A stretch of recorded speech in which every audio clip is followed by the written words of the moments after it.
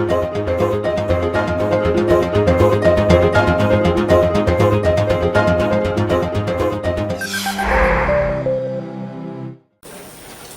markets across Europe are trading slightly weaker this morning, with the UK's FTSE 100 index currently down around about 10 points, while the Euro Stoxx 50 index is lower by around about 6 points. The DAX in Germany is also off, currently down about 12 points. Now, in the currency space, the euro is under pressure, whereas the dollar is the standout winner here, beating its rivals. In the commodity space, gold is up around about $2 at the moment, whereas other metals are tracking a little lower, and oil prices are coming off from recent highs. When you get into the bond market space, UK gilt and German bunds are tracking a little higher. That's after yesterday's capitulation in the bond market, and that also applies for the US Treasuries, with yields on the US 10-year reaching levels we haven't seen since August 2011, spiked massively, causing a big worry in the market. And in other asset classes, such as the US stock futures, the futures market, the Dow and the S&P are tracking a little higher. The Dow is up about 10 points, while the S&P is up about 2.5 points. Good morning. Hello, I'm Ishaq Siddiqi, and welcome to your daily market bite. I'm going to make this really quick because it's Friday, but I'm going to try my best to give you a quick rundown of what's been going on in the world over the last 24 hours. So we had a very aggressive sell-off in European markets and the US market yesterday. The key driver behind that was, of course, a batch of economic data out of the US, which all pointed to a tapering of asset purchases by the Federal Reserve as early as September, so next month at the policy meeting.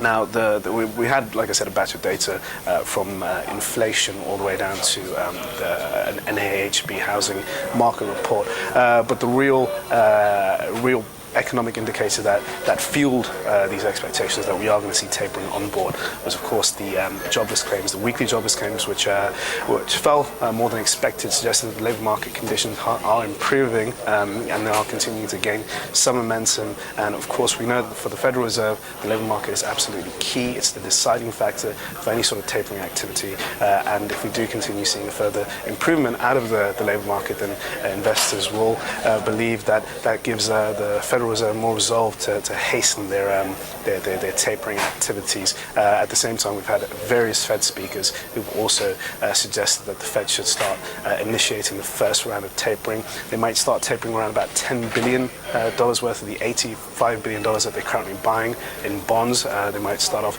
taking off a mixture of mortgage-backed securities and treasuries. Nothing's known yet. The Fed has not indicated how they're going to actually start tapering up the amount, and that's been the big uncertainty of the market. And we know that everybody knows that uncertainty is hated by the market. So now we're in a 2-week period before the Fed's policy meeting, where we're just going to have mass amounts of uncertainty in the market, and that's going to see a broad-based, aggressive sell-off across risk assets, particularly equities and bonds, with investors dumping them in favor for some of the more safer investments. In this case, it's the US dollar. The US dollar is going to benefit on the back of a recovery in the US, and also the fact that the Fed is going to unwind its asset purchase program. You have to remember that QE is not positive for the US dollar because it dilutes the value of the dollar as the Federal Reserve is printing more money.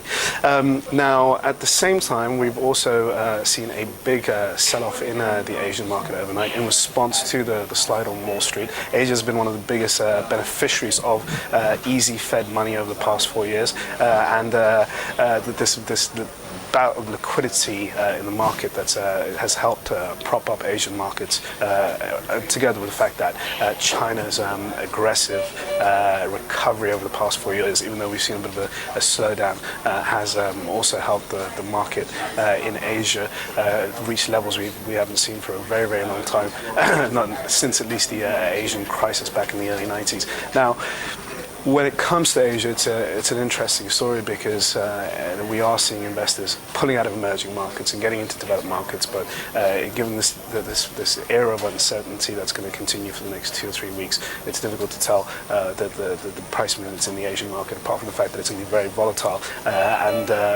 With other Asian-specific countries like Japan, it's another story altogether. Even though the Japanese market has a close association with the US because all global markets are intertwined. many ways.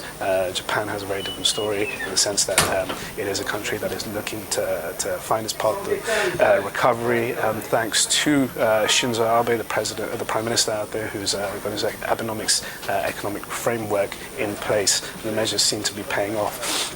Now, close to home, back in Europe, we are seeing a recovery in train. We've had a GDP data this week that pointed to economic growth for the first time in 6 quarters for the Eurozone. So the Eurozone posted a growth of 0.3% for the second quarter, better than the expectations for around that 0.2%. Now, whether that holds up, it remains to be seen. We think that there's going to be some meager growth from the Eurozone for the next few quarters, but the risks are to the downside with political instability on board in the Eurozone. And the fact that a lot of these deep austerity measures and periphery and structural reforms pose a threat to governments who can't possibly stay on track of their budget requirements that have been set out by international creditors. So the closer focus now back into today's trading session.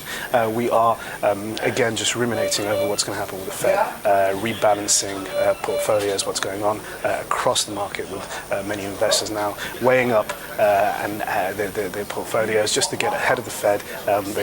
Investors feel like they want to, in many ways, pick the right strategy just so when the Fed does actually start initiating their first round of tapering, they don't get caught on the bad side. Now, today's focus later on this afternoon is, of course, U.S. economic data. If we see more strong signs coming out from the U.S. economy this time around from a U.S. housing starts report and also the Michigan confidence report, both likely to smash expectations, we are going to see expectations rise that the Federal Reserve will start tapering in September. Anyway, that is all for your daily market bite. Let me just, before I go, let me just quickly touch on Egypt. We are seeing Egypt going through a turmoil with violent protests being dispersed by the military out there. The military has opened fire on pro-Mohamed Morsi supporters. Mr. Morsi, the former president of Egypt, was ousted back in July. There's been a big run on the Egyptian stock market. On Wednesday, it's been closed. It's going to be closed until Sunday. Today is Friday. It's a day of prayers in Egypt and across the Muslim world, and there are strong chances for further escalation of attacks with Morsi supporters and the military, particularly with the fact that the Muslim Brotherhood, Islamist group, and certain factions which are a bit more hardlined are likely to possibly fuel more hatred towards the state. So a mass economic deterioration for the Egyptian economy, and it's very unsettling going forward because there is a lot of uncertainty in this country with the tourism industry being killed off and services taking a big hit. So GDP is being revised lower across the board. It could get in about 0.7% for 2013. Remember, there's a country that was posting GDP for around about 7% back in 2008 and about 5% back in 2010. Yeah, that's all. So keep watching. Also, Mr. Morsi's supporters are going to be they're organising a march. They say it's going to be peaceful, but we may see more violence in Egypt later today. Other than that, I'm not going to say much else. Have a great weekend, people. I will see you on Monday. Cheers for watching.